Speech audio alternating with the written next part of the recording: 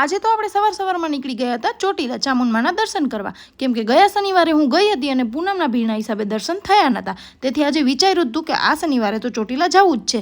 નાહી ધોઈ રેડી થઈ નાસ્તો વાસ્તો કરીને આપણે તો નીકળી ગયા ચોટીલા. અને ગાડીની ટાંકી કરાવી લીધી ફૂલ, અને રસ્તામાં હતો ટ્રાફિક, અને સામે જોયું તો ડુંગર દેખાયો ને પછી તો આપણા હરખ જ ન હમાણા. એમ થયું કે જલ્દી જાય અને દર્શન કરી ને પછી આપણે પહોંચી મંદિરે. અને શનિવાર હતો તો પણ આટલી જ ભીડ હતી. અને પછી લઈ લીધો આપણે પ્રસાદ અને ચડવા માંડ્યા પગથિયા.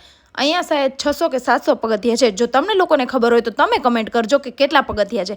પછી આપણે ધીમે ધીમે ચાલતા થયા, અને વાતાવરણ હતો આજે બહુ જ સરસ વરસાદ જેવો, એટલે વાંધો ના આવ્યો. ધીમે ધીમે આપણાથી ચડાઈ ગયું. અને તમે જોઈ શકો છો એક જ સાઈડ રસ્તો ચાલુ હતું, કેમ કે બીજી સાઈડ કામ ચાલુ હતું.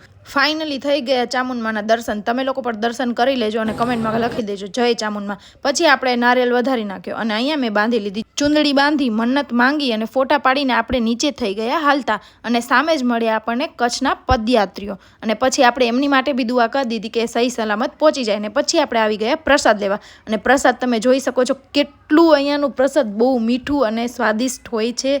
મજા આવી જાય ખાવાની. અને તમે લોકો પણ કોઈ દિવસ પ્રસાદ ક્યાં બી અન્નનો બગાડ ના કરતા. અને ત્યાં જ આપણે પહોંચી ગયા હિંગળાજમાના મંદિરે. તમે જોઈ શકો છો અમારા કુળદેવી છે હિંગળાજમાં, અને કમેન્ટમાં હિંગળાજમાં પણ લખી નાખજો જય હિંગળાજમાં. અને અહીંયા હું ડંકો વગાડવા માટે ટ્રાય કરતી હતી, પણ મારી હાઇટ તો એટલી છે નહીં કે હું પહોંચી જાઉં. તોય પણ મેં પ્રયાસ કર્યો. અને પછી આપણે આવી ગયા ઘરે આવીને થોડો આરામ કરીને આપણે પછી નીકળી ગયા. થોડુંક જ્વેલરી ખરીદી કરવી હતી એટલા માટે.